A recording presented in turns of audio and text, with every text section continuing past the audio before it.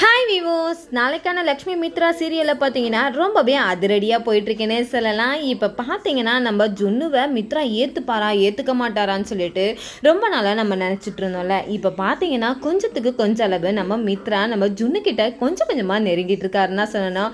கண்டிப்பாக இதை அந்த வில்லிக்கு மட்டும் தெரிஞ்சதுன்னா அவங்க என்னெல்லாம் பண்ண போகிறாங்க அப்படின்றத பற்றி தான் இந்த வீடியோக்குள்ளே பார்க்க போகிறோம். வீடியோவை ஸ்கிப் பண்ணாமல் பாருங்கள், வாங்க வீடியோக்குள்ளே போகலாம். இந்த பக்கம் பார்த்தீங்கன்னா அந்த புத்துக்குள்ளே பார்த்தீங்கன்னா அந்த பாம்பு வந்து எட்டி பார்க்குது. எட்டி பார்த்ததுமே நம்ம மனிஷா சொல்கிறாங்க, பாம்பு கிட்ட ஒரு மனுஷங்கிட்ட நம்ம காக்க பிடிக்கிற மாதிரி அந்த இடத்துல சொல்கிறாங்க, நீ எப்படியாவது என்னோட பாலை வந்து குடிச்சிரு அப்படின்னு சொல்கிறாங்க. அதுக்கு தேவியானி சொல்கிறாங்க, என்ன மனிஷா நீ இப்படிலாம் வந்து பாம்பு கிட்ட போயிட்டு காக்கா பிடிச்சிக்கிட்டு இருக்க, இப்படிலாம் பேசுனீன்னா கண்டிப்பாக உனக்கு அது நல்லதாகவே நடக்கவே நடக்காது அப்படின்னு சொல்கிறாங்க. அதுக்கப்புறம் நீ தான் மித்ரா பக்கத்தில் உட்கார போகிற அப்படின்னும் மாற்றி பேசுகிறாங்க. என்ன ஆண்டி ஏதாவது ஒரு விஷயத்த சொல்லுங்க அப்படின்றாங்க. நீ வேணா பாரு, அந்த கடவுளோட அருள் வந்து உனக்கு தான் கிடைக்க போகுதுன்னு சொல்லிட்டு ரெண்டு பேருமே ரொம்பவே ஆவலாக இருக்காங்க. கடைசியில் பார்த்தீங்கன்னா மனுஷன் யூட்டன் அடிக்கிற மாதிரி அந்த நாகராஜனும் யூட்டன் அடிச்சிடறான். உடனே இதை பார்த்த நம்ம மனிஷா ரொம்பவே ஷாக் ஆகிடுறாங்க. என்ன ஆண்டி அப்படின்னு சொல்லிட்டு. அதுக்கப்புறம் பார்த்தீங்கன்னா நம்ம மனிஷாவே வாயை விட்டுட்டாங்கல்ல. கண்டிப்பாக அந்த பூஜையில் நம்ம மித்ரா கூட நம்ம லக்ஷ்மி உக்காந்து தானே ஆகணும். அதனால் மித்ராவுக்கு வர வழி ஆப்ஷன் இல்லை அப்படின்றதுனால அந்த பூஜையும் நல்லபடியாக நடத்தி முடிச்சிடுறாங்க. ஒரு பக்கம் பார்த்தீங்கன்னா பூஜையெல்லாம் நல்லபடியாக நடத்தி முடிச்சதுக்கப்புறம் தீக்ஷலுக்கிட்ட கேட்குறாங்க, இதுக்கப்புறம் எந்த ஒரு கண்டமும் இல்லைல்ல அப்படின்னு கேட்குறாங்க. அப்படிலாம் எதுவும் இல்லை, கண்டம் இருக்குது. ஆனால் லக்ஷ்மியோட ஜாதகப்படி அவங்களுக்கு அந்த ரெண்டு பேருக்குமே அந்த கண்டம் வந்து தொடராது. அதுக்கப்புறம் வந்து நல்லபடியாக இதுவாகிடும், அந்த ஜாதகமே அதை வந்து சரி பண்ணிடும் அப்படின்னு சொல்கிறாங்களா. இதை கேட்ட மித்ரா ரொம்பவே கோவப்பட்டு உடனே கையில் கட்டியிருக்கா அந்த இதுவை கயிறை அப்படியே கழட்டு போட்டு விறுவிறுன்னு போகிறாங்க. பின்னாடியே பார்த்தீங்கன்னா நம்ம லக்கியும் போகிறாங்க. அப்பா அப்பா அப்படின்னு சொல்லிட்டு உடனே நம்ம நாய் வேலை பிடிச்சி பின்னாடியே ஓடுற மாதிரியே நம்ம மனிஷாவும் நம்ம தேவியானியும் ஓடுறாங்க. இந்த பக்கம் வழக்கம் போல் வீட்டில் எல்லாரையும் கட்டுறாங்க. அப்போ பார்த்தீங்கன்னா நம்ம ஜானுவோட விவேக்கோட ரொமான்ஸ் இல்லைன்னா எப்படி, ரெண்டு பேருமே வந்து அவங்க ஜானு ஒர்க் பண்ணிக்கிட்டு இருக்கும்போது ஒரு சின்ன கல்லை தூக்கி போட்டு விளையாடுறாங்க. அப்போ ஜானு திரும்பி திரும்பி பார்க்குறாங்க, யாருமே இல்லை. உடனே கரெக்டாக வந்து நம்ம விவேக் தான்றதை கண்டுபிடிச்சிடுறாங்க. உடனே அந்த கல்லெல்லாம் பொறுக்கி எடுத்து போயிட்டு என்ன இது அப்படின்னு கேட்குறாங்க. காதல் கற்கள் அப்படின்னு சொல்லிட்டு நம்ம விவேக் சொல்கிறாங்க. அந்த இடத்துல அந்த காட்சியெலாம் பார்க்கும்போது ரொம்பவே சூப்பராக இருந்ததுன்னே சொல்லலாம். அது இந்த பக்கம் நம்ம ஜானு பார்த்தீங்கன்னா நம்ம விவேக் கிட்ட போயிட்டு என்ன இது இப்படிலாம் பண்ணிக்கிட்டு இருக்க, ஒரு கல்யாணம் ஆகாத பொண்ணுக்கிட்ட இந்த மாதிரிலாம் நடக்கிறது தப்பு கிடையாதா அப்படின்னு சொல்கிறாங்க. அதெல்லாம் ஒன்றும் கிடையாது, சின்னதாக எப்பயாவது நம்ம பார்த்து பேசிக்கிறோம், அவ்வளோதானே நம்மளுக்குள்ள, வேற என்ன இருக்குது அப்படின்னு சொல்கிறாங்க. உடனே நம்ம விவேக்கோட கை தட்டி அப்படியே வந்து ஜானு மேலே வந்து விழுந்துடுறாங்க. இதை வந்து நம்ம ஜானு கொஞ்சம் கூட எதிர்பார்க்கல. எதுக்காக அப்படிலாம் பண்ணிக்கிட்டு இருக்க அப்படின்னு சொல்கிறாங்க. நான் என்ன பண்ணேன், தெரியாமல் தானே நான் இது பண்ணேன், தெரியாமல் பண்ணலாம் சொல்லாத அப்படின்னு சொல்கிறாங்க. சரி விடு, என்ன இப்போ இதில் நம்ம கல்யாணம் ஆச்சுன்னா அதுக்கப்புறம் என்ன இதெல்லாம் அப்படின்றாங்க. உடனே அதுக்கு உங்கள் அம்மா கிட்ட போயிட்டு அந்த கொஸ்டினுக்கு ஆன்சரை கேளு அப்படின்னு சொல்கிறாங்க. உடனே பார்த்தீங்கன்னா இதை மட்டும் உங்கள் அம்மா பார்த்தாங்க கண்டிப்பாக நம்மளை என்ன பண்ணுவாங்கன்னே தெரியாது அப்படின்றாங்க. அதுக்கு நேற்று உன் கூட உட்காந்ததுக்கு என்ன நிலமை, என்ன மாதிரி பேசினாங்க உங்கள் அம்மா அப்படின்றாங்க. உடனே எங்கள் அம்மா எதுக்கு இங்கெல்லாம் வரப்போகிறாங்க அப்படின்னு சொல்லிட்டு நம்ம விவேக் கண்ணை திறந்து பார்க்குறாங்க. அந்த இடத்துல பார்த்தீங்கன்னா தேவயானி அப்படியே அக்னி குண்டத்தில் எரியிற மாதிரி எரிஞ்சுக்கிட்டு இருக்காங்க. இதை பார்த்த ஜானு அப்படியே ஷாக் ஆகி எந்திரிச்சிட்றாங்க. உடனே ஜானு நான் எதுவுமே பண்ணலை, உங்கள் பையன் தான் அப்படின்னு சொல்லிட்டு சொல்கிறாங்க. ஒழுங்கு மரியாதை ரூமை விட்டு வெளியில் போயிடுன்னு சொல்லிட்டு ரொம்பவே வந்து கேஷுவலாக சொல்கிற மாதிரி சொல்லிடுறாங்க. ஜானு நினச்சாங்க இவங்க எல்லாரையும் கூப்பிட்டு நம்மளை அசிங்கப்படுத்த போகிறாங்கன்னு நினச்சாங்க. ஆனால் அந்த இடத்துல அந்த கதையை வேறங்க. அப்படியே பார்த்தீங்கன்னா நம்ம விவேக் வந்து உடனே நம்ம தேவயானியை போட்டு பிளாக்மெயில் பண்ணுறாங்க. என்னடா பண்ணிக்கிட்டு இருக்க, என்ன காரியத்தை பண்ணிக்கிட்டு இருக்க அப்படின்னா, இப்போ அது எதர்ச்சியாக நடந்த ஒரு விஷயம் தான், இதை நீ அப்படியே பெருசுப்படுத்தணும்னு நினைக்காத, அப்படி மட்டும் நீ பெருசுப்படுத்தினா நான் என்ன பண்ணுவேன்னு எனக்கு தெரியாது அப்படின்னு சொல்லிட்டு முதல் வாட்டியாக பார்த்தீங்கன்னா நம்ம தேவயானியை மிரட்டி போயிடுறாங்க. உடனே பார்த்தீங்கன்னா இதை பார்த்த மனிஷா அப்படியே வாழை மாதிரி ஓடியாராங்க. என்ன ஆண்டி என்ன ஆச்சு அப்படின்றாங்க. உடனே இந்த மாதிரி என்ன ஜானுவும் விவேக்கும் கல்யாணம் பண்ணிக்குவாங்க போல, கூடிய சீக்கிரத்தில் உங்கள் மருமூலம் ஆகிடுவா போல அப்படின்றாங்க.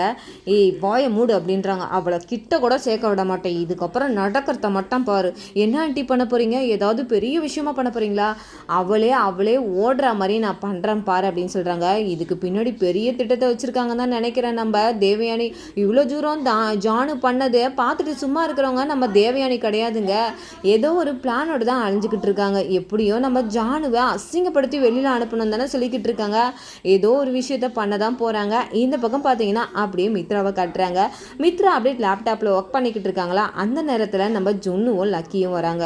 ஜுன்னுவும் லக்கியும் வந்து அப்பா இந்த மாதிரி ஜுன்னு உங்ககிட்ட ஒரு பெரிய சர்ப்ரைஸை காட்டணும்ப்பா. இது வரைக்கும் யாரும் கொடுக்காத ஒரு சர்ப்ரைஸை எனக்கு ஜுன்னு கொடுத்துருக்கான். அப்படி என்ன சர்ப்ரைஸ் அப்படின்றாங்க.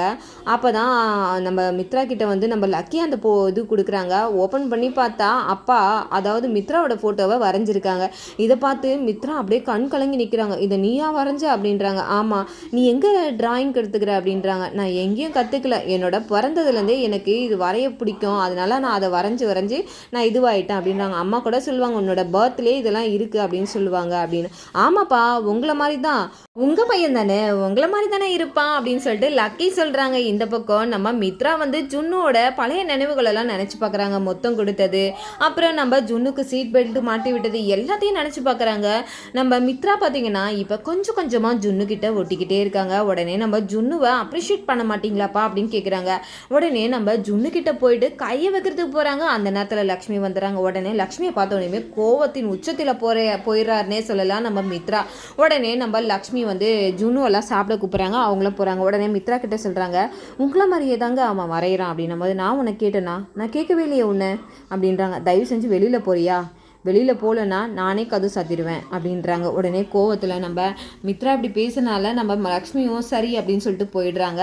இந்த பக்கம் நம்ம மித்ரா மறுபடியும் வந்து ஜுன்னுவை பற்றி நினைக்க ஆரம்பிக்கிறாங்க. கூடிய சீக்கிரம் யார் என்ன சொன்னாலுமே அவங்க புள்ள தானே, என்ன தான் சொன்னாலும் அதை வந்து யாருக்காகவும் விட்டு கொடுக்க மாட்டாங்க. அதான் இதுக்கப்புறம் நம்ம மித்ரா ஜுன்னுவை ஏற்றுக்க தான் போகிறாங்க. மனிஷாவுக்கு ஒரு முடிவை கட்ட தான் போகிறாங்க. இந்த பக்கம் பார்த்தீங்கன்னா நம்ம லக்ஷ்மி வந்து காலையில் வழக்கம் போல் பசங்களுக்கு பால்லாம் எடுத்து கொடுத்துட்டு இருக்காங்க. அப்போ பார்த்தீங்கன்னா வெளியில் ஒரு பொண்ணு வராங்க. இந்த மாதிரி மித்ரா சார் இல்லையா அப்படின்னு கேட்குறாங்க. இருக்காங்க நீங்கள் வாங்க அப்படின்றாங்க. சரி நீங்கள் யார் அப்படின்னு கேட்குறாங்க. நம்ம லக்ஷ்மி அப்படியே தயங்கி நிற்கிறாங்க. உடனே நம்ம மித்ரா வந்து இந்த பக்கம் வந்துக்கிட்டு இருக்காங்க. ஒரு பக்கம் மனிஷா தேவயானி யாருன்னா வீட்டுக்கு வந்தால் உடனே வந்து முதலாலாம் நிற்கிறவங்க அவங்க தான். 2 பேருமே வந்துடுறாங்க. இந்த பக்கம் நம்ம அரவிந்தாவும் ஜெயதேவும் வராங்க. என்னம்மா உன்னை யாருன்னு கேட்குறாங்கன்னு எதுவுமே சொல்லாமல் நிற்கிற அப்படின்றாங்க. உடனே அவங்க சொல்கிறாங்க இவங்க தான் மித்ராவோட ஒய்ஃப் அப்படின்னு சொல்கிறாங்க. இந்த பக்கம் பார்த்தீங்கன்னா அரவிந்தாவும் நம்ம ஜெயதேவும் பார்த்தீங்கன்னா நம்ம மனிஷாவை அந்த இடத்துல அவமானப்படுத்துகிற மாதிரி பேசிக்கிட்டு இருக்காங்களா. உடனே நம்ம லக்ஷ்மி சொல்கிறாங்க வெளியால் முன்னாடி எதுக்காத்த இவ்வளோ பிரச்சனை பண்ணிக்கிட்டு இருக்கோம், மித்ரா வராரு அப்படின்னு சொல்கிறாங்க. உடனே மித்ராவும் பார்த்தீங்கன்னா அவங்கள அந்த இடத்துக்கு வெல்கம் பண்ணுறாங்க. உடனே வந்து இவங்க யார் மித்ரா அப்படின்னு சொல்லிட்டு மனிஷா கேட்க உடனே லக்கிக்கு நாளைக்கு பர்த்டே இல்லை, அதுக்காக அவளுக்கு ட்ரெஸ்லாம் டிசைன் பண்ண வர சொல்லியிருந்தேன் அப்படின்றாங்க. அதுக்கப்புறம் பார்த்தீங்கன்னா உடனே நம்ம ஜானு சொல்கிறாங்க நாளைக்கு ஜுன்னுக்கும் பர்த்டே அப்படின்றாங்க. இதை கேட்டால் நம்ம அரவிந்த் நம்ம ஜெயதேவ் எல்லாருமே ஷாக் ஆயிடுறாங்க. என்ன சொல்கிற, ஜுன்னுவும் லக்கியும் ஒன்றா பிறந்தாங்களா அப்படின்றாங்க. உடனே மித்ரா சொல்கிறாங்க ஆமாம் ஒன்றா பிறந்தாங்க, அதுவும் இல்லாமல் ஒரே ஊரில் தான் பிறந்தாங்க அப்படின்றாங்க. நம்ம இருந்த ஊரில் தான் இத்தனை நாள் இருந்தாங்க. ஆனால் நீங்கள் தான் இவளை வந்து எவ்வளோ தூரம் வந்து இவ்வளோக்கு நம்பிக்கையோடு இவளை பேசுகிறீங்க, ஆனால் இவன் நம்மளுக்கு துரோகம் பண்ணியிருக்கா, ஒரே ஊரில் இருந்துக்கிட்டு நம்மளை பார்க்காம அப்படின்னு சொல்லிட்டு சொல்கிறாங்களா. மனிஷா சும்மா இருப்பாங்களா. மனிஷா சொல்கிறாங்க ஓ இத்தனை நாளாக இந்த ஊர்லேயே இருந்துக்கிட்டு அர்ஜுனை விட்டு வரக்கூடாது அப்படின்னு சொல்லிட்டு இருந்தாலும் சொல்லிட்டு அவங்க தகாத வார்த்தையால பேசிக்கிட்டு இருக்காங்களா. இந்த பக்கம் அரவிந்தாவுக்கு ரொம்பவே கோவம் உச்சத்துக்கு ஏறுது. என்ன பண்ணுறதுனே தெரியாமல் அப்படியே மித்ரா இருக்கிறதுனால கொஞ்சம் அமைதியாக இருந்துடுறாங்க. இந்த பக்கம் நம்ம ஜுன்னு மித்ரா கிட்ட சொல்கிறாங்க இந்த மாதிரி வந்து அப்பா நீங்கள் தான் அம்மாவை புரிஞ்சுக்கணும் அப்படின்றாங்க. புரிஞ்சுக்கிறதுக்கு என்ன இருக்குது அப்படின்றாங்க. நீங்கள் பெரியவங்களா நான் ஒன்றும் புரிஞ்சுக்கிறதுக்கு உன்னை மாதிரி சின்ன பிள்ளை கிடையாது அப்படின்றாங்க. நான் சின்ன பிள்ளையாக இருக்கிறதுனால தான் பெரியவங்களாக உங்களை வந்து நான் புரிஞ்சுக்கங்க அப்படின்னு சொல்கிறேன்ப்பா அப்படின்றாங்க.